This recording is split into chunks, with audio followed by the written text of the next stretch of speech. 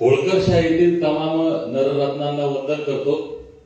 आज नागपूर येथे एवढ्या भव्य स्वरूपामध्ये हा जो वधूवर परिचय मेळावा संपन्न होतो, या मेळाव्यासाठी उपस्थित समाजाचे नेते, आमचे मार्गदर्शक माजी आमदार भदे साहेब, जिल्हा परिषदचे माजी अध्यक्ष समाजाचे नेते पुरुषोत्तमजी डाकोळे साहेब,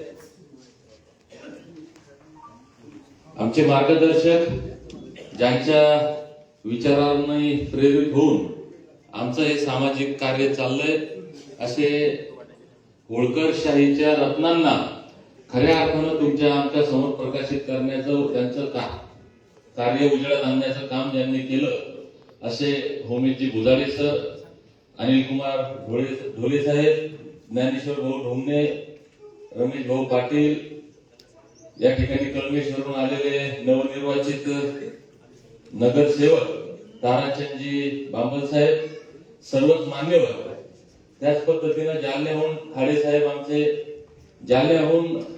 जालन्याचं आंदोलन आता ताई सांगत होत्या, आपण सर्वांनी पाहिलं, त्या ऐतिहासिक लढ्याला मोठं करत असताना त्याला यशस्वी करण्यापर्यंत आतापर्यंत जे आमच्या सोबत आहेत, असे आमचे जालन्यात आलेले सहकारी निवृत्ती भाऊवीर, या ठिकाणी उपस्थित सर्वच ज्येष्ठ श्रेष्ठ मंडळी, आमच्या अहिल्याबाईंच्या लेखी, सर्वांना जय मला। मी पहिल्यांदा अहिल्यादेवी महिला मंडळ आणि धनगर युवक मंडळ या दोघांचंही मनापासून अभिनंदन करेल की गेल्या 14 वर्षापासून सातत्यानं हा असा सुंदर कार्यक्रम ते आयोजित करतात। कारण एखाद्या वर्षी एखादा कार्यक्रम घेणं, वर्ष 2 वर्ष ठीक आहे, पण सातत्यानं असे कार्यक्रम घेत राहणं सोपं नाहीये। रमेश भाऊ पाटील, तुमचं काम आम्ही पाहतो, ताईंनी कौतुक केलं ते काही चुकीचं नाही, कारण कुठल्याही कामामध्ये सातत्य ठेवणं फार अवघड आणि सामाजिक कामात तर अवघडच आहे। ते इतकं मोठं आपण दिव्य पेरण्याचं काम आणि हा कार्यक्रम यशस्वी करण्याचं काम करतात। जे भावी आयुष्याचे स्वप्न रंगवत या ठिकाणी आमचे नव तरुण तरुणी आलेले, त्यांना त्यांच्या भावी आयुष्यासाठी शुभेच्छा देतो। त्यांना त्यांच्या आयुष्यामध्ये चांगला जोडीदार मिळावा, त्यांचा संसार चांगला व्हावा, त्यांच्या आयुष्यात त्यांनी जे जे स्वप्न पाहिले ते स्वप्न पूर्ण व्हावे। हे होत असताना त्यांच्या हातून घर परिवार, समाजाची, या राष्ट्राची सेवा घडावी, ही एक अपेक्षा व्यक्त करतो। सर्व पालक वर्ग या ठिकाणी आहे, वडीलधारी मंडळी, सर्वांना विनंती करेल, साहेब डाकोळे साहेब, आपण हे ढोमणे साहेब पण या ठिकाणी फार मोठ्या प्रमाणामध्ये वधूवर परिचय मेळावे घेतात। सध्या समाजामध्ये वधूवर परिचय मेळाव्यासोबतच सार्वजनिक विवाह सोहळ्यांची आवश्यकता आहे, असं मला वाटतं पाटील साहेब। कारण कॉम्पिटिशन लागलंय समाजामध्ये, कोणी थाटामाटात लग्न साजरे करण्याचं आणि वारेमाप पैसा त्याच्यावर खर्च होतो। दुर्दैव आहे की शिक्षणासाठी त्यांनी त्यांच्या पायावर आयुष्यात उभं राहावं, उद्योगी व्यवसाय काहीतरी बनावं, याच्यासाठी आपण जितका पैसा खर्च करत नाही, शिक्षणासाठी जितका पैसा खर्च करत नाही, तितका या विवाह सोहळ्यावर खर्च करतो। राष्ट्रसंत गाडगे बाबा म्हणायचे की बाबा रे, तू ताट वीट हातावर भाकरी घेऊन खा, माय तू फाटकं लुगडं नेसलं तर चालेल, पण लेकराला शिकवा। त्याच्यामुळे मला असं वाटतं की हा विनाकारांचा खर्च होतो, हे थोडस आपण या प्रथा बंद करत सार्वजनिक विवाह सोहळ्याकडे वळलं पाहिजे, त्या दृष्टीने आपण काम करावं, अशा आपल्याकडनं अपेक्षा करत शुभेच्छा देतो। कारण आपला सातत्यानं बऱ्याच वर्षापासून आपण या चळवळीमध्ये काम करता, या सगळ्या समाजातील प्रत्येक घटकातील प्रत्येक व्यक्तीपर्यंत आपण पोहोचलेले आहात। त्याच्यामुळं असा जर उपक्रम राबवत आला ते अजून चांगलं होईल। मी परत एकदा आपल्या सर्वांना या कार्यासाठी मनापासून शुभेच्छा देतो। डाकोळे साहेब म्हटले, बोला तुम्ही, तुमचं म्हणजे आभार की तुम्ही मला या ठिकाणी बोलवलं। आज खरं म्हणजे मुंबईमध्ये आम्ही नियोजित बैठक ठेवली होती, त्या ठिकाणी महादेव अर्जुन साहेब, ज्यांनी स्वर्गीय बी के कोपरे साहेबांपासून काम करतात, त्यांचा आग्रह होता की दीपकराव, रविवारी लोक जमतात, अदरवाईज जमत नाही, आपण मीटिंग हे रविवारी घेणं गरजेचं आहे। पण मी मला आपली मीटिंग झाली नाही तर फरक पडत, म्हणजे काही एवढा फरक पडणार नाही, परंतु नागपूरचा कार्यक्रम हा नियोजित आहे आणि 11चा आहे, मी तिथे आग्रहाला नाही गेलो, तर या सगळ्या समाजाच्या म्हणजे चळवळीत ज्यांचं फार मोठं योगदान आहे अशा लोकांसोबत मला बोलता येणार नाही, म्हणून हे मला महत्वाचं वाटतं. ती बैठक काल घेतली. मी काल रात्री 11 वाजेपर्यंत मुंबईमध्ये होतो. सकाळी 5:30 वाजेपर्यंत प्रवास केला. घरी आल्यानंतर थोडा 2 तास आराम करून सकाळी परत मी इथपर्यंत आलोय नॉन स्टॉप.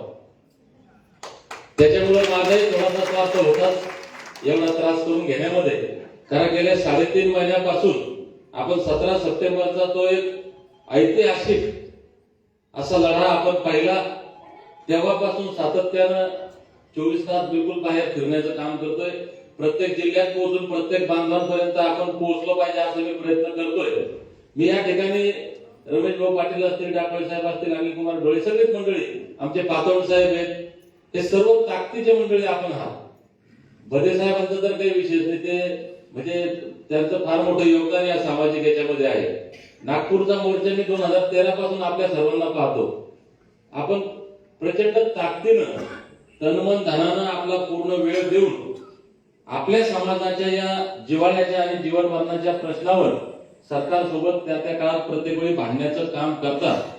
म्हणून हे क्रांतीची भूमी आणि क्रांतीचे लोक आपण आहात, क्रांतिकारी विचाराचे लोक आपण आहात आणि आपल्याशी बोललं पाहिजे, म्हणून मी आज आवर्जून या ठिकाणी उपस्थित आहे. मी अत्यंत नम्रपूर्वक आणि जबाबदारीनं आपल्याला सांगतो, म्हणजे हा लढा कुणी सुरू केला, किती लोकांनी लढला, याचे नावं आपल्याला सांगायला गेलं तर भरपूर आहेत साहेब. पण खऱ्या अर्थाने या महाराष्ट्रामध्ये या आरक्षण लढ्याची ज्योत प्रज्वलित झाली असेल ती स्वर्गीय बी.के. कोकरे साहेब यांच्या संघर्षामुळे, त्यांच्या त्यागामुळे. आणि तेव्हापासून सातत्यानं म्हणजे आम्ही बी.के. कोकरे साहेबांना पाहिलं नाही, पण ऐकतोय प्रत्येक ठिकाणी गेले की. आता काल मुंबईमध्ये बरेच वयस्कर लोक भेटले, ते म्हणले की बोराडे साहेब आम्ही बीके सोबत ते मोठे असतील कदाचित त्यांच्यापेक्षा, आम्ही बीके सोबत काम केलेलं आहे. त्यावेळेस एक समाजामध्ये जागृती होती, समाज जो पेटून उठला होता. आज आम्हाला आशा झाली की आज कुठंतरी याला त्याचा शेवट होताना आम्हाला दिसतोय. आणि आम्ही म्हणजे ते रामचंद्र बंधू जोडे साहेब काठी टेबल झाले पाटील साहेब तिथं, आणि ते म्हणले की आम्ही आता बी.के. कोकरे साहेबांचा याचा शेवट होताना पाहतो, म्हणून आम्हाला आनंद आहे की आता आम्ही मरता मरता तरी हा प्रश्न सुटला पाहिजे आणि आम्ही ताकदीनं तनमन धनानं याच्यामध्ये सहभागी.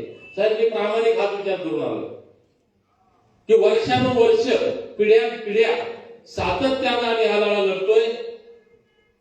शेकडो बांधवांनी आमच्या याच्यामध्ये बलिदान दिलं. शेकडो बांधवांनी उपोषण करत आपला जीव धोक्यात घातला. सोपं नसतं काही, फार कठीण आहे. मला अजूनही म्हणजे अजून मी स्ट्रॉंग नाही आहे पाठवून साहेब, विकनेस आहे. जास्त बोलणं चालणं दगदग सहन उत्पन्नित चालली आहे. हे मी काही पहिला नाही किंवा शेवट म्हणजे मी शेवटचा होण्याचा प्रयत्न करतो, मी पहिला नाहीये. म्हणजे शेकडो बांधवांनी आमच्या जीव धोक्यात घातला, हजारो बांधवांवर आमच्या गुन्हे दाखल आहेत. समाजाचा किती वेळ आणि किती पैसा गुजराळे सर वाया गेला याचा हिशोब लागत नाही. हे किती दिवस करायचं, किती वर्ष करायचं, आणि जो संघर्ष आम्ही करत आलो आमच्या लेकरा बाळांच्या वाट्याला तोच संघर्ष द्यायचा का? आणि आमच्या लेकरा बाळांच्या वाट्यालाही जर उपोषण करणं येत असेल, आंदोलन मोर्चे काढणं येत असेल, तर मग आमचा जमून काय फायदा, आमच्या संघर्षाचा काय फायदा? या सगळ्या गोष्टींचा विचार करून मी निर्णय घेतला की आता हा निर्णय या गोष्टीचा लागला पाहिजे की हे लढाई किती दिवस लढायचं. म्हणून मी ठरवलं 17 सप्टेंबरला मराठवाडा क्रांती दिनाच्या दिवशी आम्ही धनगर जमातीच्या एसटी आरक्षणाचा मुक्ती संग्राम, याला नाव सुद्धा मुक्ती संग्राम दिलंय. कारण बाबासाहेबांनी आम्हाला अमृतरूपी आरक्षण दिलंय. इथल्या व्यवस्थेनं ते बंदिस्त करून ठेवलं, त्यापासून आम्हाला वंचित ठेवलं. याला मुक्त करून त्याचा लाभ आमच्यापर्यंत मिळावा, आमच्या लेकरा बाळांचं कल्याण व्हावं, म्हणून धनगर जमातीच्या एसटी आरक्षणाचा मुक्ती संग्राम हा लढा आपण सुरू केला. आणि मी त्या दिवशी एक वाक्य बोललो होतो, बांधवांनो माझ्यावर विश्वास ठेवा, धनगर जमातीच्या एसटी आरक्षण लढ्याच्या इतिहासातला ढोले साहेब हा शेवटचा लढा असेल. तर कधी जशी मी शपथ घेतली की मी पुन्हा लढणार नाही, भदे साहेब सर्टिफिकेट मिळालं तरी माझा शेवटचा लढा आहे, आणि नाही मिळालं तरी शेवटचा लढा आहे, पुन्हा लढणार नाही. आणि ही शपथ जर प्रत्येकाने घेतली पाटील साहेब, तर मी खात्रीने सांगतो आज शेवटचा लढा होणार आहे. त्याचं कारण आहे आम्ही जे मागतोय हे कायदेशीर आहे. जी 47 जमातींची यादी त्या 36 नंबरला आम्ही आहोत, आणि आपलं नागपूर हे सत्तेचं केंद्र आहे, देशाचे आहे आणि राज्याचे आहे. त्याच्यामुळे आपल्या या सत्तेच्या केंद्राच्या भूमीत मी सांगतोय की कायद्यापेक्षा संविधानापेक्षा या देशात आज जर काही महत्वाचं असेल तर ते सत्ता आणि राजकीय इच्छाशक्ती. कारण राजाने ठरवलं कायद्यात असेल नसेल ते होतं. संविधानाला काय अभिप्रेत ते काय घेणं नाही. राजाला पटतं ना, राजा ते करायला सक्षम आहे. आपण मागच्या काळात पाहिलं मोदीजींनी 10% ईडब्ल्यूएसचं आरक्षण दिलं. या देशामध्ये एकही आंदोलन झालं नाही काँग्रेसचं. एकही मोर्चा नाही, साधं निवेदन नाही, कुठं रास्ता रोको नाही, उपोषण नाही. त्यांनी दिलं का? देऊ शकतात. राजा आहे, मालक आहे. मग त्याच राजानं पांडुरंगाच्या पंढरीमध्ये लाखो आमच्या धनगरांसमोर एक आश्वासन दिलं होतं की आम्ही सत्तेत आलो तर तुमचा प्रश्न सोडवतो. गेली 11 वर्ष झाले भजे साहेब आम्ही त्यांचं ऐकतोय पण आता त्यांना ऐकवण्याची वेळ आली दाखवणे साहेब की आता आम्ही ऐकायला रिकामी नाही. तुम्ही बोलले त्याचा शेवट करा. या राज्याचा राजा तुमच्या नागपूरचे भूमिपुत्र असलेले देवेंद्र फडणवीस साहेब ज्यावेळेस बारामतीला आले, माझ्यासारखे 9 बांधव त्या ठिकाणी आमरण उपोषणासाठी बसलेले होते आणि तुमच्या आमच्यासारखे लाखो बांधव आमच्या माय मावले सगळे होते. जाहीरपणे सांगितलं. काय सांगितलं साहेब? आमचा या विषयावर अभ्यास झालेला आहे. आम्ही तुम्हाला देतो म्हणतो असंच नाही म्हणत, कारण आमचा अभ्यास झालेला आहे. तुम्ही आम्हाला सत्ता द्या, पहिल्या कॅबिनेट मध्ये देतो. आता आमच्यासाठी शेवटची वेळ दाखवायचं. शेवटची वेळ आमच्यासाठी त्यांना आठवण करून द्यायची की आता येणाऱ्या पहिल्या कॅबिनेट मध्ये या प्रश्नाचा निकाल लावा, नाहीतर मग पुढे तुमचा निकाल लावता. म्हणजे कायद्यात आहे. राज्याच्या राजानं आम्हाला वचन दिलंय, देशाच्या सर्वोच्च स्थानी विराजमान असलेल्या राजानं आम्हाला वचन दिलंय. 11 वर्ष झाले हे पाळत नाहीत वचन आणि आमचं घटनादत्त अधिकार आम्हाला मिळत नाही. त्याचा कारण हे लोक दोषी नाही आहेत. दोष आमच्यात आहे. आम्ही कुठेतरी कमी पडतो. त्यांना त्यांच्या दिलेल्या शब्दाची जाणीव करून देण्यामध्ये ते फसवतात, आम्ही फसत येतो. तर बऱ्याच लोकांच्या मनात संभ्रम आहे. मला सगळे लोक म्हणतात की प्रत्येक वेळेस कोणीतरी येतं तुमच्यासारखं आम्हाला पेटवतं, आम्ही पेटतो आणि ते पुन्हा लढा दिसतो. खरंय, पण प्रत्येक वेळेस येणारा माणूस त्याची काही इच्छा नसते साहेब. कोणालाच वाटत नाही माझ्या समाजाचं नुकसान व्हावं. हा, माझं भलं व्हावं हे प्रत्येकाला वाटतं, नो डाऊट. पण समाजाचं नुकसान व्हावं असं कुणालाही वाटत नाही. दुर्दैवानं आमच्यामध्ये साधेपणा, भोळेपणा प्रचंड आहे, अज्ञान प्रचंड आहे. आणि आमच्या या अज्ञानाचा, भोळेपणाचा फायदा प्रत्येक वेळेस हे धूर्त कपटी राजकारणी घेतात. ते चतुर चाणाक्ष तितके धुरकाचे कपटी आणि ते आम्हाला फसवतात. कधी कमिटीच्या नावावर, कधी आयोगाच्या नावावर, कधी कोर्टाच्या नावावर, तर कधी योजनांच्या नावावर. पण आता आम्ही फसणार नाही. आमचा जो 8/24चा आपण मोर्चा काढला त्याला इशारा मोर्चा नाव दिलं होतं. कारण ढोले साहेब आम्ही उपोषणाला बसलो, फडणवीसांना वाटलं हा बसले असतील, ते काही सिरियस घेत नाही, म्हणून त्यांना सांगण्यासाठी होतं की हे उपोषण, ही लढाई ही दीपक कोरड्याची नाही यशवंत साहेब. ही लढाई महाराष्ट्रातल्या 3.5 कोटी धनगरांची लढाई आहे हे सांगण्यासाठी तो मोर्चा होता. मी बोलतोय पण हा आवाज माझा नाही, तर ज्या 3.5 कोटी धनगरांना स्वातंत्र्यानंतरच्या 8 दशकांपासून तुम्ही राज्यकर्ते म्हणून फसवत आलात, त्या धनगर समाज आता संघर्षासाठी रस्त्यावर उतरलाय. त्यांचा आक्रोश हा मी बोलतोय. हा 3.5 कोटी धनगरांचा आवाज आहे हे सांगण्यासाठी इशारा मोर्चा होता. आपण त्या यशस्वी झालो, पण नंतर आता दुर्दैव आहे की प्रत्येक राजकारणी, त्यात तुमचे देवेंद्र फडणवीस साहेब जरा जास्तच चतुर आणि जास्तच धूर्त आहेत. त्यांना असं वाटतंय की 10-20 आमच्या खिशात आहेत आणि या 10-20च्या खिशात पूर्ण समाज आहे. त्यांचाही काही दोष नाही साहेब, ना फडणवीसांचा ना त्यांच्या खिशात असलेल्या नेत्यांचा. कारण समाज आमचा ऑलरेडी आहेच ना त्यांच्या खिशात. 80-90% समाज आमचा. उद्विग्नतेनं कोण बोललं, भजे साहेब बोलतात नाही मी, सत्य आहे ना. आम्ही इकडे येळकोट जयमाला करतो, बोंबलतो आणि इलेक्शन आलं की जाऊन पटलं तिथंच जातो. काय फायदा? तुम्ही लाखोंचे करोडोचे मोर्चे काढून काय फायदा? त्यांना भीतीच नाही ना. ज्या मनगटात बळबुद्धी आणि चातुर्य आहे तोच स्वकर्तृत्वावर लोकाभिमुख राजा बनू शकतो. हा संदेश आमच्या अहिल्याबाईंनी दिला, तो विसरलो आम्ही. आता मनगटाचे आता बळाचे दिवस राहिले नाही. तलवारीच्या जोरावर राज्य मिळवल्या जायचे, टिकवल्या जायचे ते दिवस आता नाहीत. पण आजच्या या युगामध्ये विश्वरत्न डॉक्टर बाबासाहेब आंबेडकरांनी आम्हाला एक शस्त्र दिलंय की जे AK-47 पेक्षा कुठल्याही अणुबॉम्ब पेक्षा जास्त ताकदवर आहे, शक्तिशाली आहे, ते म्हणजे मताचा अधिकार. आणि राज्यकर्ते आम्हाला घाबरतात फक्त मतामुळं, आणि ते मत आम्ही येऊन जाऊन त्यांच्याच पारड्यात टाकतो. 2014ला पहिल्या कॅबिनेटमध्ये म्हणले होते, 19ला जर आपण त्यांना आठवण करून दिली असती की आता तुम्ही करत नाही ना आमचं कल्याण, मग आम्ही तुमचं कल्याण करतो बटणं दाबून, काहीतरी झालं असतं. पण साहेब त्यांना भीतीच वाटत नाही. त्यांचा मताचा आलेख वाढत चालला, टक्केवारी वाढतच चालली, आमच्यातल्या भक्तांची संख्या वाढतच चालली, लोटांगण घेणाऱ्यांची संख्या वाढतच चालली, समाजापेक्षा पक्षाला नेत्याला मानणाऱ्यांची संख्या वाढतच चालली. हा दोष आमचा आहे. हा दुरुस्त झाला पाहिजे. तो दुरुस्त आता आपण करणार आहे. सरकारला असं वाटलं की आता उपोषण थांबवायचं, तासाला फोन, 5-5 मिनिटाला फोन. आमच्या पालकमंत्री नामदार पाहिजे, कारण मी डेंजर झोनमध्ये गेलो होतो. कुठल्याही शक्ती म्हणजे जीव धोक्यात आला होता माझा. आणि ते सगळे मेडिकल टीम सगळी बसून तिथं ते ब्रीफ करायचे की सिरियस आहे, आणि सिरियस होतं. सगळेच मंत्रिमंडळ असतील, आमदार खासदार बरेच लोक, त्यांना असं वाटलं हे ऐकतंय. तर त्यांना काय माहित की हे खाकीवर्दीतून आलंय. हा खाकीवर्दीतला माणूस आहे, नोकरी सोडून आलोय. कशासाठी आलो? स्वतःसाठी नाही, तर ज्या समाजात मी जन्माला आलो, हा समाजाची प्रचंड वाताहत आहे, या समाजाचं मी काहीतरी देणं लागतो, आणि ते देण्याची ही वेळ आहे, म्हणून मी आलेलो. मी त्यांना सांगितलं, नम्रतेनं सांगितलं की मला तुमची आमदारकी, खासदारकी, पैसा, काहीच नको. तुम्हाला द्यायचं तर माझ्या लेकरा बाळाचं कल्याण करा, मरेपर्यंत तुमचा प्रचार करतो.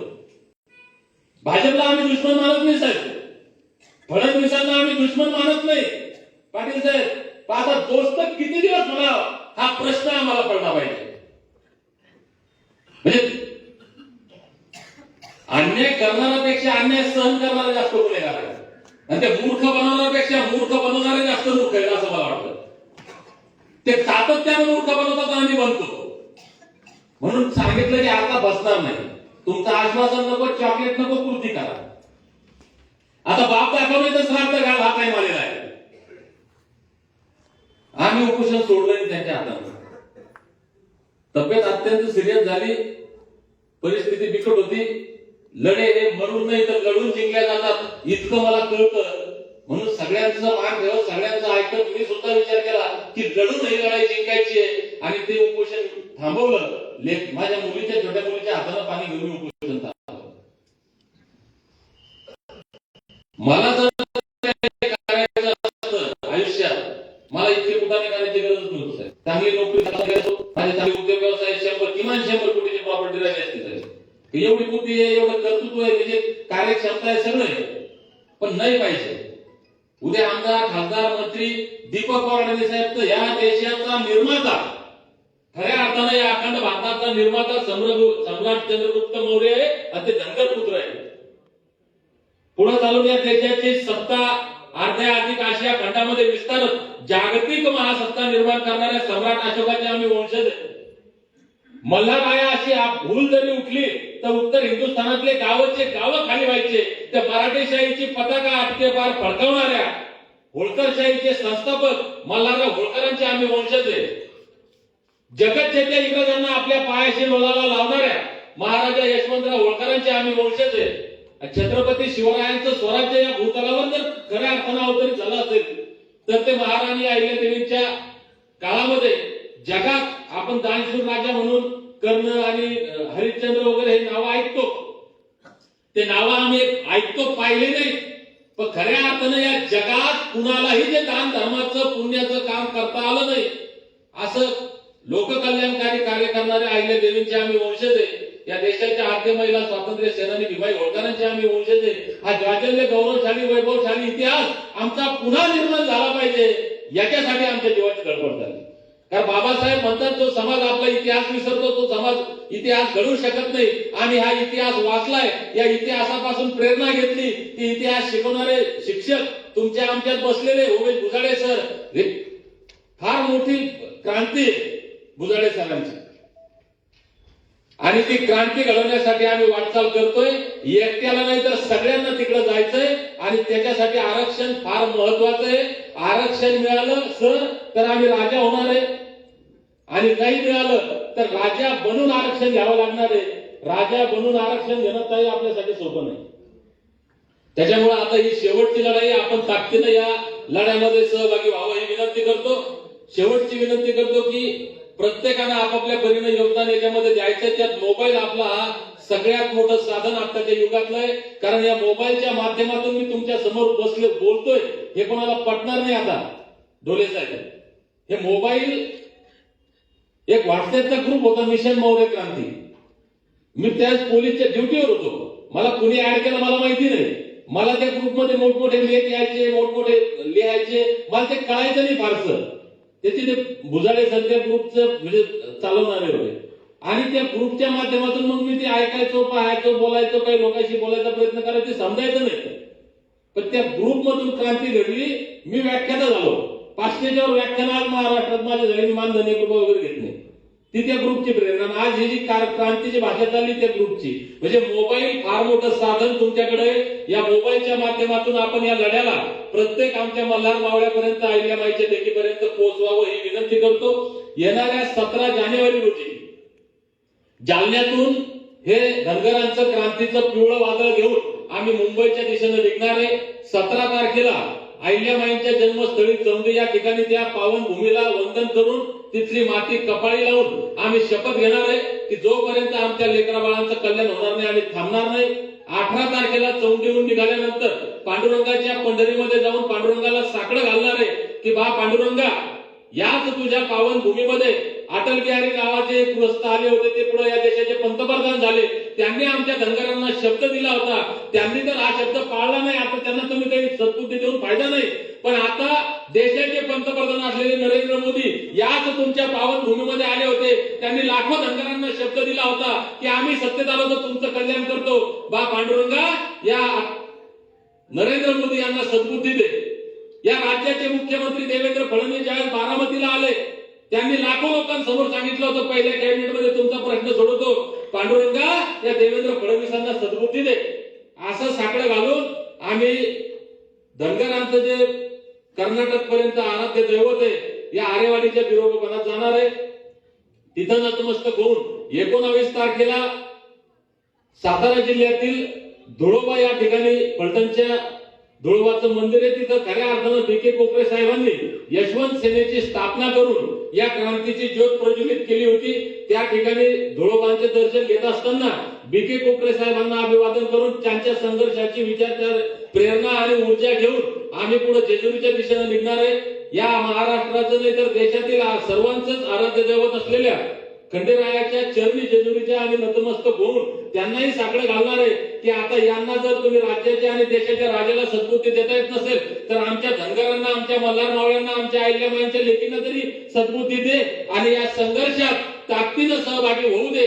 हे साकडं घालून पुणे आणि पुण्याच्या मार्गे 20 तारखेच्या संध्याकाळी आम्ही मुंबईमध्ये पोहोचणार आहे. कदाचित आपल्या आता गाव जवळ आहे. मी प्रत्येक ठिकाणी आवाहन करतो. फडणवीसांपर्यंत माझा आवाज जात नाही, पण कदाचित त्यांच्या गावात, त्यांच्या घरात मी बोलतोय. फडणवीसांपर्यंत जर आवाज गेला तर मी कालच सांगितलं की 20 तारखेच्या संध्याकाळपर्यंत फडणवीस साहेब तुम्हाला संधी आहे. कारण 17 जानेवारीला 2000 गाड्यांचा, वाहनांचा ताफा घेऊन हे मल्हार मावळे जेजुरी, पंढरपूर, बिरोबा बन हे सगळं करत करत चौंडीहून जात मुंबईच्या वेशीवर 20 तारखेला संध्याकाळी येणार आहे. त्या संध्याकाळी या 2000 गाड्यांचा ताफा 20,000 वाहनांमध्ये येणार आहे. पुन्हा तुम्हाला तिथपर्यंत संधी आहे. फडणवीस साहेब, तुम्ही दिलेला शब्द पाळा आणि जर ते नाही झालं तर 21 तारखेच्या सकाळी ज्या दिवशी मल्हार मावळ्यांचं पाऊल 11 वाजता आझाद मैदानात पडेल त्या सकाळी 21 तारखेच्या कोणत्याच कॅमेऱ्यामध्ये, ड्रोन मध्ये बसणार नाही असं चित्र फडणवीसांना जर पाहायचं असेल ते सॅटेलाइट मधून चित्र घ्यावं लागतील. जिकडं नजर जाईल तिकडं आमचे पिवळे रुमाल, पिवळे झेंडे, पिवळ्या टोपे घातलेले मल्हार मावळे आणि पिवळ्या साड्या, पिवळ्या लुगडे घातलेले आमच्या अहिल्याबाईंच्या लेकी दिसतील. आणि ज्या दिवशी आमच्या अहिल्याबाईंच्या लेकी मल्हार मावळे त्या आझाद मैदानात बसतील ते सर्टिफिकेट घेतल्याशिवाय उठणार नाही. मी काल मुंबईतही सांगितलं आणि आज इथेही सांगतो, फडणवीसांना दोनच पर्याय असतील. एकतर आम्हाला अटक करून गोळ्या घाला, नाहीतर सर्टिफिकेट द्या. त्याच्यामुळे अटक करून गोळ्या घालणं इतकं सोपं नाही.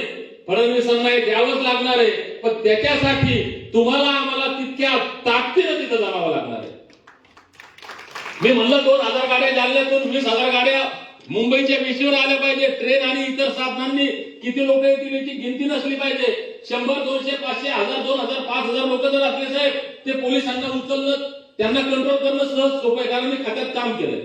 पण त्याच ठिकाणी नजर जाईल तिथं जर पिवळं वादळ असलं, मल्हार मावळे असले, यशवंत साहेब, पोलीस काय आर्मी वाल्यांना सुद्धा त्यांना कंट्रोल करणं शक्य नाही. म्हणून इतक्या ताकदीनं जर आपण आला तर हा लढा यशस्वी होणार आहे. मी अत्यंत नम्रपणे सांगतो की परत हा लढा उभा राहणार नाही, परत तुमच्यासाठी कोणी लढायला येणार नाही. कोणी लढायला आला तर साहेब समाजाच्या नंतर विश्वास ठेवणार नाही.